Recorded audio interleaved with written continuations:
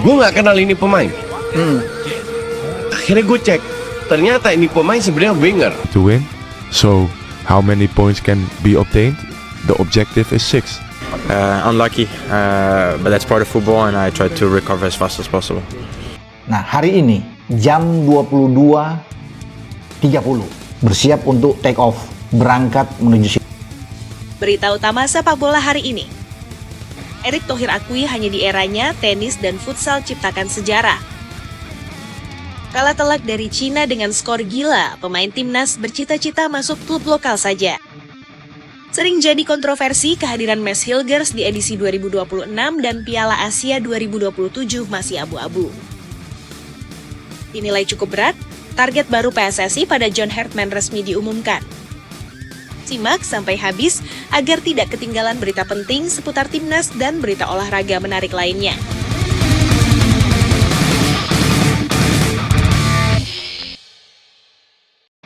Erick Thohir akui hanya di eranya tenis dan futsal ciptakan sejarah. Awal tahun 2026 benar-benar menjadi penanda kebangkitan baru olahraga Indonesia di berbagai cabang internasional. Dalam rentang waktu yang berdekatan, dua arena berbeda menghadirkan kabar membanggakan, yakni dari tenis lapangan dan futsal. Ketua Umum PSSI sekaligus Menteri Pemuda dan Olahraga Erick Thohir mengakui bahwa momentum bersejarah ini terasa sangat istimewa karena lahir di masa kepemimpinannya, sebuah periode yang ia sebut sebagai era keberanian untuk bermimpi lebih tinggi.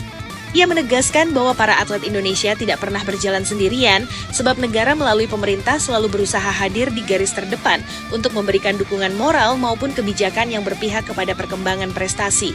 Di ajang World Group 2 Playoff Davis Cup 2026, tim tenis beregu putra Indonesia tampil luar biasa saat menghadapi tim Togo. Pertandingan yang digelar di Stadion Tenis Gelora Bung Karno, Jakarta itu berakhir dengan skor meyakinkan 3-0 untuk keunggulan tuan rumah. Pada hari pertama, dua wakil Indonesia yakni Justin Barki dan Muhammad Rifki Fitriadi berhasil menyapu bersih laga tunggal melawan petenis Togo Kwame Stanislas Dasi dan Noah Kofi. Kemenangan tersebut membuat Indonesia langsung memimpin 2-0 dan membuka jalan lebar menuju kemenangan keseluruhan. Keperkasaan tim Merah Putih tidak berhenti di situ. Memasuki hari kedua, pasangan ganda andalan Christopher Rungkat dan Justin Barki tampil solid menghadapi duet Stanislas Dasi dan Kadangan Kili. Mereka menang 2 set langsung dengan permainan agresif dan penuh perhitungan matang. Sorak-sorai penonton memenuhi stadion menandakan bahwa tenis Indonesia mulai kembali menemukan jati dirinya di panggung dunia. Erick Thohir yang menyaksikan langsung dari tribun utama terlihat beberapa kali berdiri memberikan tepuk tangan sebagai bentuk apresiasi kepada perjuangan para atlet. Tidak hanya dari tenis, ledakan emosi juga terjadi di Indonesia Arena Jakarta pada final AFC Futsal Asian Cup 2026. Tim nasional futsal Indonesia berhadapan dengan raksasa Asia, Iran, dalam laga yang berlangsung dramatis sejak menit awal hingga akhir. Pertandingan berakhir imbang 5-5 dan harus ditentukan melalui adu penalti yang akhirnya dimenangi Iran dengan skor 5-4. Meski gagal mengangkat trofi, penampilan Indonesia mendapat pujian luas karena untuk pertama kalinya dalam sejarah, skuad futsal Merah Putih mampu menembus partai final Piala Asia. Erick Thohir menyampaikan bahwa capaian tersebut merupakan lompatan besar bagi ekosistem futsal nasional. Menurutnya, keberhasilan melaju hingga final membuktikan bahwa pembinaan yang dilakukan beberapa tahun terakhir mulai menunjukkan hasil nyata. Ia menilai para pemain telah memperlihatkan mental bertanding kelas tinggi, keberanian melawan tim papan atas, serta daya juang yang membuat publik Indonesia kembali jatuh cinta kepada futsal. Baginya, kekalahan lewat adu penalti tidak menghapus fakta bahwa Indonesia kini telah diperhitungkan di level Asia. Konfederasi Sepak Bola Asia atau AFC juga memberikan apresiasi tinggi terhadap Indonesia bukan hanya karena prestasi tim nasional, tetapi juga kesuksesan sebagai tuan rumah penyelenggara. AFC menilai antusiasme penonton sangat luar biasa dengan tribun yang selalu penuh dan atmosfer pertandingan yang hidup sejak fase grup hingga final. Selain itu, pelaksanaan turnamen dinilai rapi, aman, dan profesional, menjadi bukti bahwa Indonesia mampu menggelar event olahraga kelas dunia dengan standar internasional. Kehadiran Erick Thohir di berbagai pertandingan tidak datang sendirian. Ia didampingi oleh Menteri Koordinator Bidang Infrastruktur dan Pembangunan Kewilayahan Agus Harimurti Yudhoyono, serta Menteri Usaha Mikro Kecil dan Menengah Maman Abdurrahman. Kebersamaan para pejabat negara tersebut menjadi simbol bahwa dukungan terhadap atlet tidak bersifat seremonial, melainkan komitmen nyata lintas kementerian. Mereka ingin memastikan bahwa setiap peluh yang ditumpahkan atlet di lapangan mendapat penghargaan setinggi-tingginya dari negara. Erick menegaskan bahwa pemerintah akan terus hadir secara langsung di berbagai ajang internasional untuk menjaga semangat para atlet. Ia menyebut kehadiran negara bukan sekadar duduk menonton, melainkan bentuk tanggung jawab moral agar para pejuang olahraga merasa dihargai. Menurutnya, dukungan semacam ini penting untuk membangun kepercayaan diri atlet ketika harus berhadapan dengan lawan-lawan tangguh dari berbagai penjuru dunia. Lebih jauh, Erick mengakui bahwa prestasi tenis dan futsal menjadi bukti bahwa arah pembinaan olahraga Indonesia mulai berada di jalur yang benar.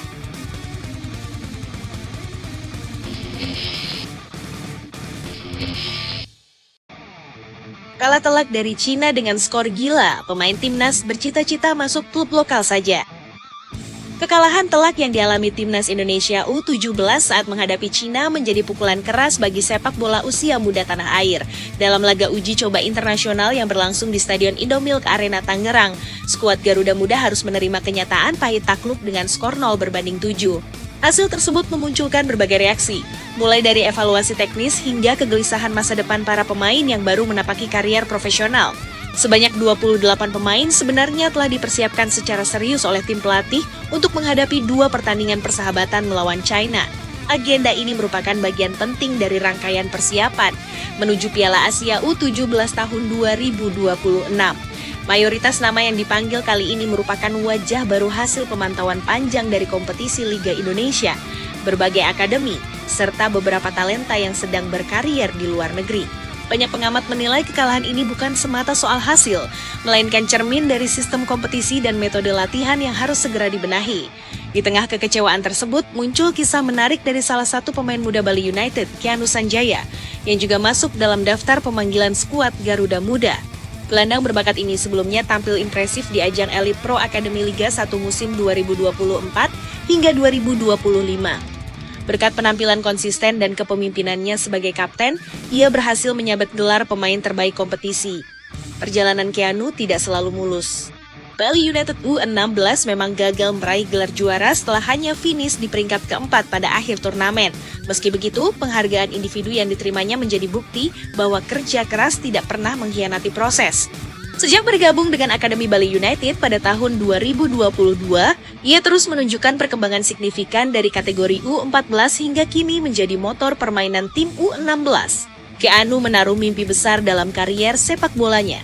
Ia memiliki tekad kuat untuk menembus tim utama Bali United dan suatu hari mendapat kesempatan membela timnas Indonesia di level senior. Baginya, jalan menuju puncak memang tidak mudah, namun setiap tantangan dianggap sebagai bahan bakar untuk terus berkembang. Lingkungan akademi yang profesional disebutnya sangat membantu dalam membentuk mental bertanding. Kekalahan dari China ternyata memberikan dampak psikologis yang cukup dalam bagi sebagian pemain. Beberapa di antaranya mulai menyadari bahwa persaingan di level internasional jauh lebih keras dari bayangan. Muncul pengakuan jujur dari sejumlah pemain bahwa mereka kini lebih realistis dalam menentukan target karier. Bahkan ada yang bercita-cita lebih dulu menembus klub lokal sebelum bermimpi terlalu tinggi ke luar negeri. Situasi tersebut dipahami oleh tim pelatih sebagai reaksi manusiawi. Mereka menilai para pemain muda sedang berada pada fase mencari jati diri. Yang terpenting adalah bagaimana pengalaman pahit ini tidak mematahkan semangat, melainkan menjadi cambuk untuk berlatih lebih serius. Federasi juga menegaskan bahwa proyek pembinaan usia muda tetap berjalan sesuai rencana jangka panjang. Evaluasi menyeluruh langsung dilakukan setelah laga. Aspek fisik, taktik, hingga mental menjadi bahan diskusi mendalam. Pelatih menekankan bahwa menghadapi tim sekelas China membutuhkan keberanian mengambil keputusan cepat serta kedewasaan membaca permainan. Hal-hal inilah yang masih harus diasah melalui kompetisi reguler dan uji coba berkualitas. Bagi Keanu Sanjaya, kekalahan telak itu justru memantik motivasi baru. Ia melihat secara langsung standar sepak bola internasional yang harus dikejar. Pemain muda ini semakin yakin bahwa disiplin latihan dan kerendahan hati menjadi kunci utama. Dukungan keluarga dan pelatih di Bali United disebutnya sebagai energi tambahan untuk terus melangkah. Banyak pihak berharap hasil buruk ini tidak membuat publik kehilangan kepercayaan pada generasi muda. Sepak bola Indonesia pernah melewati berbagai fase sulit dan selalu bangkit kembali. Yang dibutuhkan saat ini adalah kesabaran serta konsistensi dalam menjalankan kurikulum pembinaan yang benar. Turnamen Piala Asia U17 2026 masih menyisakan waktu bagi Indonesia untuk berbenah. Para pemain memiliki kesempatan memperbaiki diri melalui kompetisi domestik dan pemusatan latihan berikutnya. Kekalahan dari Cina diharapkan menjadi titik balik, bukan akhir dari mimpi.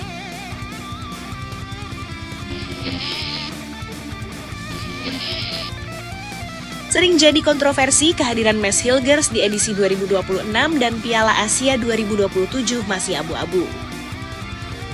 Kehadiran Miss Hilgers di skuad Timnas Indonesia untuk edisi 2026 hingga Piala Asia 2027 masih berada dalam wilayah abu-abu dan terus memancing perdebatan. Bek yang memperkuat FC Twente tersebut kembali menjadi bahan pembicaraan hangat di bursa transfer Eropa setelah peluang kepindahannya ke Ligue 1 Prancis pada awal musim lalu gagal terwujud. Kini arah karirnya disebut semakin dekat menuju Bundesliga Jerman karena beberapa klub mulai menunjukkan ketertarikan serius. FC Twente sebagai pemilik kontrak tidak menutup pintu untuk melepas sang pemain dan manajemen klub disebut hanya menunggu tawaran yang dinilai sepadan dengan nilai pasar serta kebutuhan teknis tim. Salah satu klub yang paling sering dikaitkan dengan nama Hilgers adalah Borussia Mönchengladbach, tim yang saat ini juga diperkuat pemain berdarah Indonesia lainnya yakni Kevin Dix. Ketertarikan di Volland dianggap logis karena direktur olahraga klub tersebut, Ruven Schreuder, telah beberapa kali menyampaikan keinginannya untuk kembali melirik talenta yang memiliki hubungan dengan Indonesia setelah keberhasilan merekrut Dix. Schreuder disebut membuka kemungkinan untuk meminta masukan langsung dari Kevin Dix mengenai profil pemain Indonesia yang layak dipertimbangkan memperkuat lini pertahanan Gladbach. Faktor lain yang membuat transfer ini menarik adalah masa kontrak Hilgers di FC Twente yang akan berakhir pada tanggal 30 Juni 2026, sehingga peluang didatangkan dengan biaya relatif murah bahkan gratis cukup terbuka jika tidak ada perpanjangan kontrak. Apabila kepindahan ke Bundesliga benar-benar terjadi, maka jumlah pemain timnas Indonesia yang berkarier di Jerman akan kembali bertambah dan hal itu tentu memberi warna baru bagi perkembangan sepak bola nasional. Namun di tengah isu transfer tersebut, datang kabar kurang menyenangkan terkait kondisi fisik sang pemain. FC Twente secara resmi mengumumkan bahwa Miss Hilgers mengalami cedera anterior cruciate ligament atau ACL yang tergolong serius pada bagian lututnya. Cedera jenis ini umumnya membutuhkan waktu pemulihan sangat panjang, bisa mencapai 9 bulan bahkan lebih tergantung proses rehabilitasi dan respons tubuh pemain. Situasi tersebut otomatis membuat peluang Hilgers tampil di ajang besar seperti Piala Asia 2027 menjadi sangat kecil dan memunculkan kekhawatiran di kalangan supporter. Absennya bek andalan ini jelas menjadi kehilangan besar bagi lini belakang skuad Garuda yang tengah dibangun dengan konsep baru oleh pelatih John Hartman. Meski demikian federasi dan tim pelatih tidak ingin larut dalam kepanikan karena stok pemain keturunan dengan kualitas Eropa masih terbilang cukup banyak dan beberapa di antaranya sedang dipantau secara intensif. John Hartman sebagai pelatih kepala secara terbuka menyampaikan bahwa dirinya ingin menjadikan tahun 2026 sebagai periode seleksi paling luas dalam sejarah timnas Indonesia. Ia menegaskan bahwa terdapat 3 ajang utama yang akan digunakan sebagai alat pemantauan, yakni FIFA Series 2026, Piala AFF 2026, dan rangkaian FIFA Matchday sepanjang tahun yang sama. Menurut Hartman, seluruh pemain baik yang berkarier di dalam negeri maupun luar negeri memiliki kesempatan setara untuk membuktikan kualitasnya. Hartman menjelaskan bahwa ajang FIFA Series merupakan kesempatan untuk memperluas kolam talenta pemain, dan dalam turnamen tersebut, dirinya akan mengandalkan kombinasi pemain level 1 serta level 2. Ia menambahkan bahwa para pemain itu akan menjadi tumpuan untuk tampil di FIFA Series dan Piala Asia 2027. Namun Piala AFF 2026 juga akan dimanfaatkan untuk memberikan kedalaman skuad serta kesempatan bagi wajah-wajah baru. Pernyataan tersebut menunjukkan bahwa tidak ada jaminan tempat bagi siapapun, termasuk bagi pemain yang selama ini dianggap sebagai pilar utama. Mantan pelatih Kanada itu juga mengirim pesan tegas kepada para pemain yang selama ini belum mendapat panggilan atau mulai tersisih dari tim nasional. Hartman mengatakan bahwa dirinya berharap rangkaian turnamen tersebut akan menghadirkan sekelompok pemain yang benar-benar siap tampil dan memiliki rasa lapar untuk berjuang. Ia menekankan bahwa setiap pemain harus menunjukkan bahwa mereka layak menjadi bagian dari perjalanan menuju Piala Asia 2027 dan ambisi lolos ke Piala Dunia 2030. Dalam konteks inilah status Miss Hilgers menjadi semakin tidak pasti.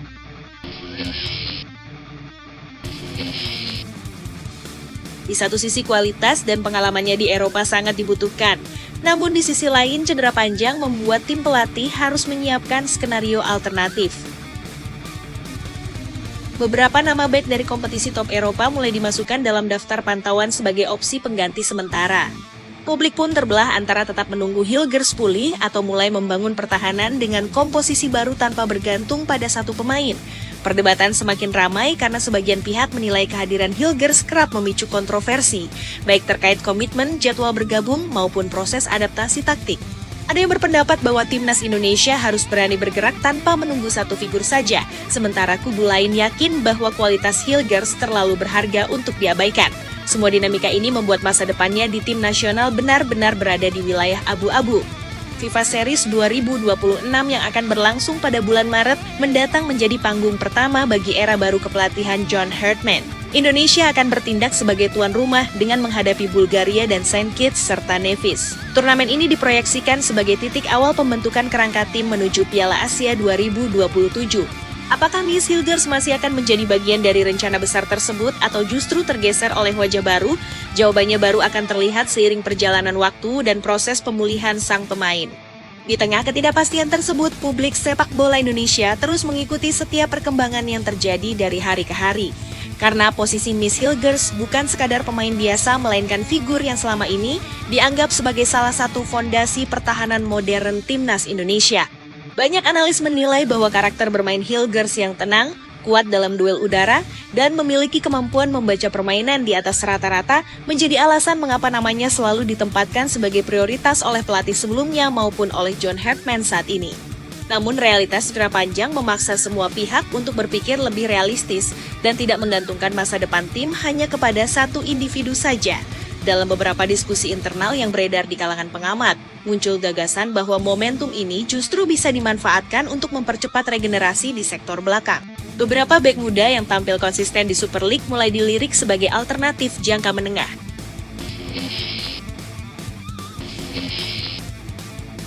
Hartman dikabarkan meminta tim pemantau untuk menyiapkan daftar minimal 10 pemain bertahan dengan profil berbeda, mulai dari bek tengah bertipikal stopper, ball playing defender, hingga pemain yang fleksibel bermain di 3 posisi. Pendekatan ini dianggap sejalan dengan filosofi Hartman yang lebih mengutamakan kolektivitas dibanding ketergantungan pada satu bintang. Selain faktor teknis, aspek psikologis juga menjadi perhatian serius. Cedera ACL bukan hanya soal pemulihan fisik, tetapi juga mental pemain ketika kembali ke lapangan.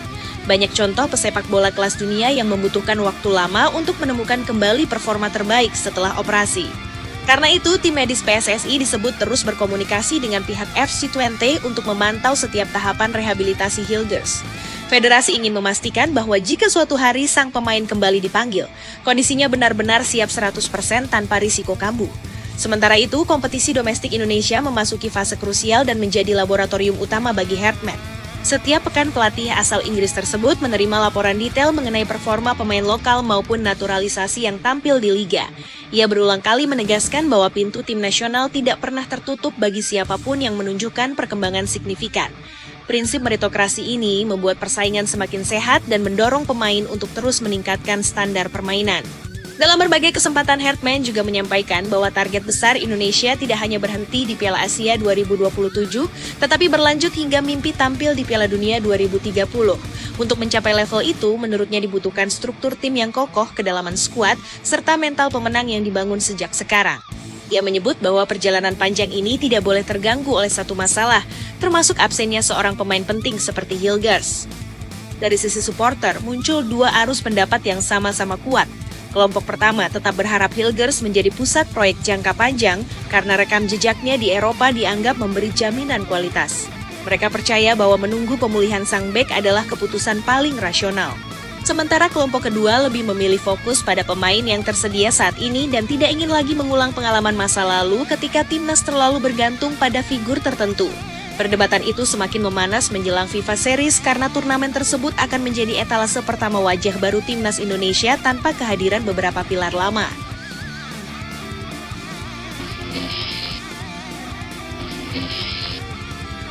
Dinilai cukup berat, target baru PSSI pada John Hartman resmi diumumkan.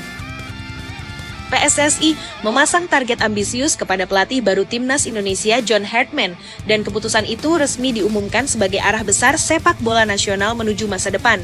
Pelatih asal Inggris tersebut ditugaskan membawa skuad Garuda menembus babak perempat final Piala Asia 2027, sebuah pencapaian yang jika terwujud akan menjadi sejarah baru bagi Indonesia di panggung benua kuning. Keyakinan federasi disambut dengan optimisme oleh Hartman yang menilai materi pemain Indonesia memiliki potensi besar untuk bertarung melawan kekuatan tradisional Asia. Dalam pernyataannya setelah diperkenalkan secara resmi kepada publik pada hari Selasa, tanggal 13 Januari 2026, pelatih berusia 50 tahun itu menegaskan bahwa Indonesia mempunyai kombinasi bakat, pengalaman turnamen, dan dukungan publik yang dapat mengangkat level permainan tim nasional ke tahap lebih tinggi. Herdman menyampaikan bahwa ia meyakini tim asuhannya mampu tampil kompetitif di turnamen Konfederasi Sepak Bola Asia seperti Piala Asia 2027 karena talenta yang tersedia serta pengalaman yang telah dimiliki para pemain terkait format turnamen memberi peluang besar untuk mendorong peningkatan performa dan menciptakan sejarah baru. Menurut Herdman, target menembus 8 besar bukan sekadar angka di atas kertas, melainkan sebuah standar baru yang harus dikejar dengan keberanian dan mental pemenang. Ia ingin timnas Indonesia tampil lebih berani menekan lawan, lebih disiplin dalam bertahan, dan lebih cerdas dalam memanfaatkan peluang. Ia menambahkan bahwa dengan kepemimpinan yang tepat, turnamen besar Konfederasi Sepak Bola Asia akan menjadi panggung menarik bagi para pemain Indonesia untuk melangkah ke level berikutnya dan membuktikan bahwa sepak bola Indonesia layak diperhitungkan.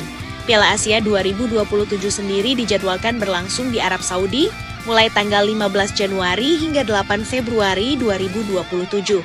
Target perempat final jelas menjadi tantangan berat karena sejauh ini pencapaian terbaik Indonesia adalah lolos ke babak 16 besar pada Piala Asia 2023 di bawah asuhan pelatih sebelumnya, Shin Tae-yong.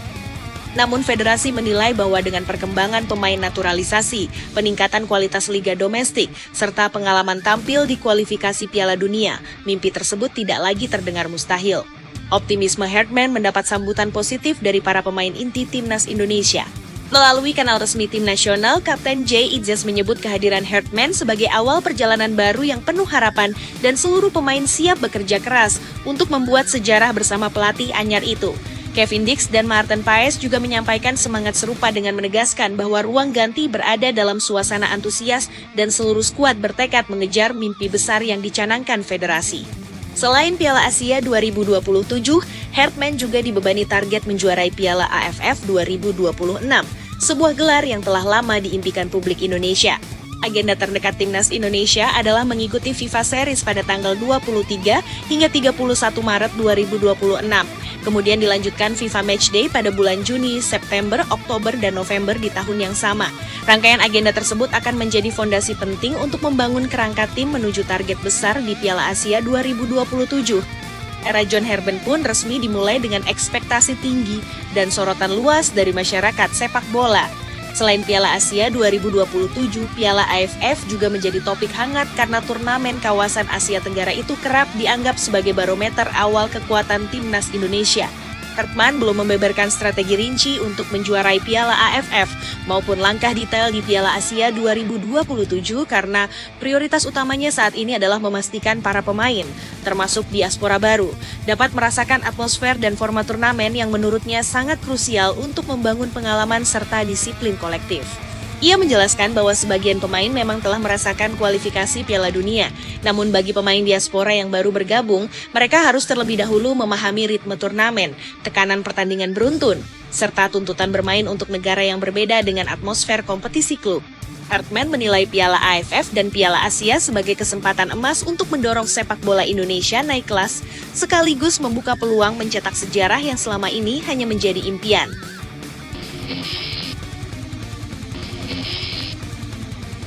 Ia mengakui akan sulit membawa seluruh pemain papan atas ke Piala AFF 2026 karena turnamen tersebut bentrok dengan jadwal klub dan berada di luar kalender resmi FIFA. Oleh sebab itu, menurut Herdman, sangat penting bagi Indonesia memiliki kolam talenta yang luas, sehingga tim nasional tidak bergantung pada satu kelompok pemain saja. PSSI sendiri mengontrak pelatih berusia 50 tahun itu untuk menangani timnas senior sekaligus tim U23, sehingga proses regenerasi dan kesinambungan taktik dapat berjalan searah. Bagi Herdman, tampil di dua turnamen tersebut merupakan tantangan menarik sekaligus sarana evaluasi nyata bagi seluruh pemain yang ingin membuktikan kelayakan mengenakan lambang Garuda.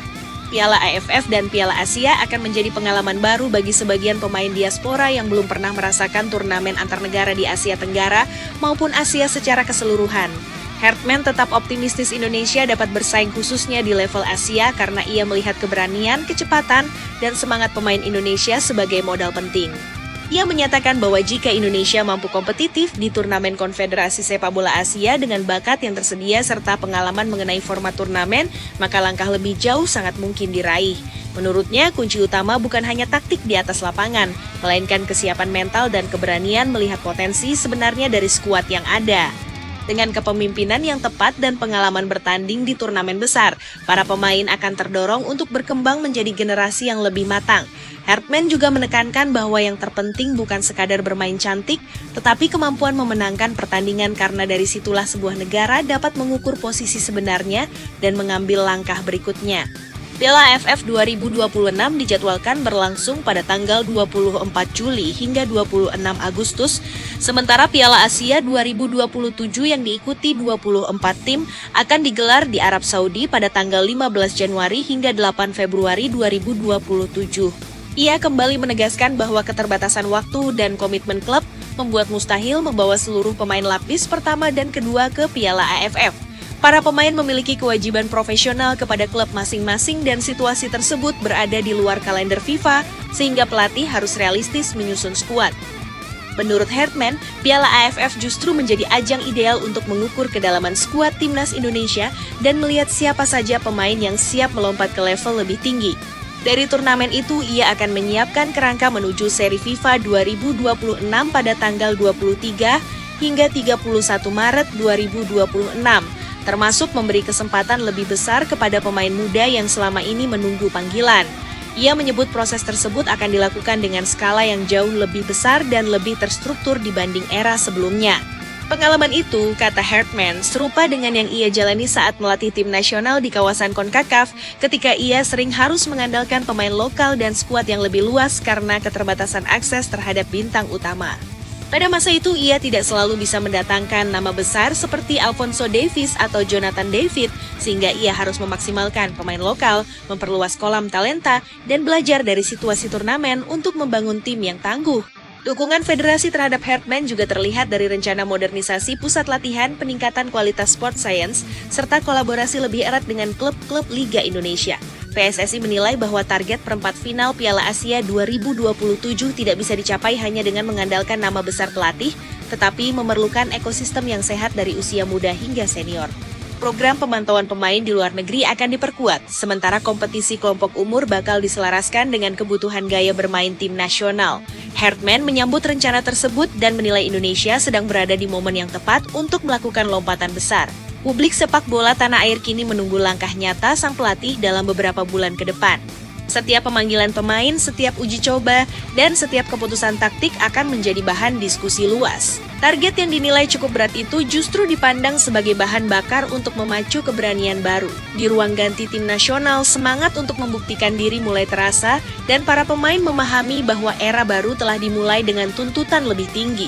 Hartman datang bukan hanya sebagai pelatih, melainkan sebagai arsitek perubahan yang diharapkan mampu membawa Garuda terbang lebih jauh melampaui batas lama.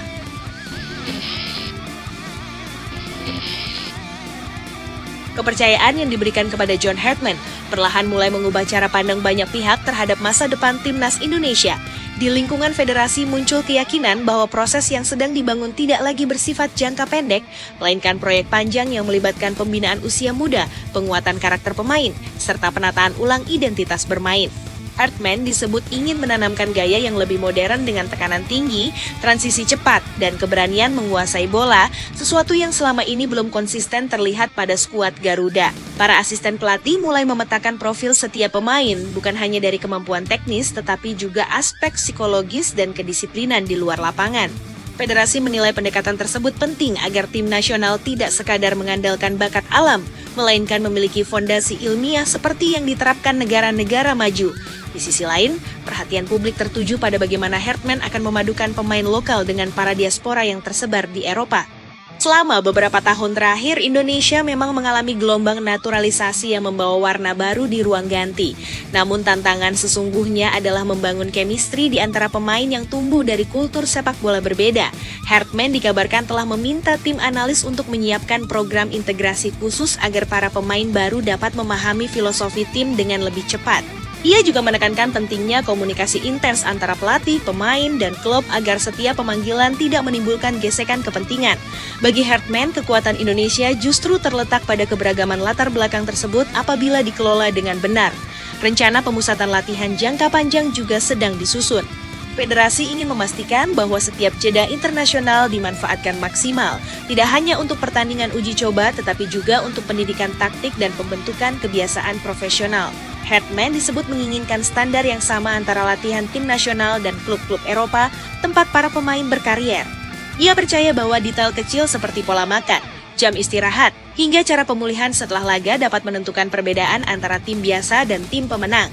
Program ini akan melibatkan staf medis, ahli gizi, dan pelatih fisik dengan metode yang lebih terukur dibanding era sebelumnya. Dukungan supporter menjadi elemen yang tidak pernah luput dari perhatian. Hartman memahami bahwa atmosfer stadion di Indonesia memiliki energi luar biasa yang bisa menjadi senjata menakutkan bagi lawan. Karena itu ia berencana menjadikan pertandingan kandang sebagai benteng yang sulit ditembus. Federasi juga menyiapkan kampanye nasional untuk mengajak masyarakat kembali memenuhi stadion dengan cara yang lebih tertib dan positif.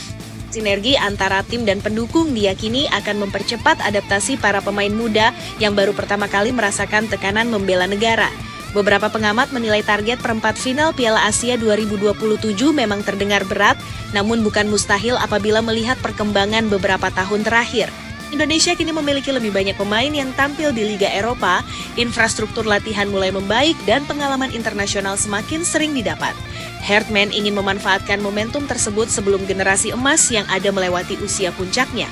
Ia disebut sedang menyiapkan peta jalan yang membagi perjalanan menuju Piala Asia ke dalam beberapa fase, mulai dari pembentukan kerangka tim, pemantapan gaya bermain, hingga simulasi turnamen sesungguhnya. Di ruang media, Hartman menyampaikan kepada para jurnalis bahwa ia tidak ingin terburu-buru menilai pemain hanya dari nama besar. Setiap individu akan diberi kesempatan yang sama selama menunjukkan komitmen dan etos kerja sesuai standar tim nasional.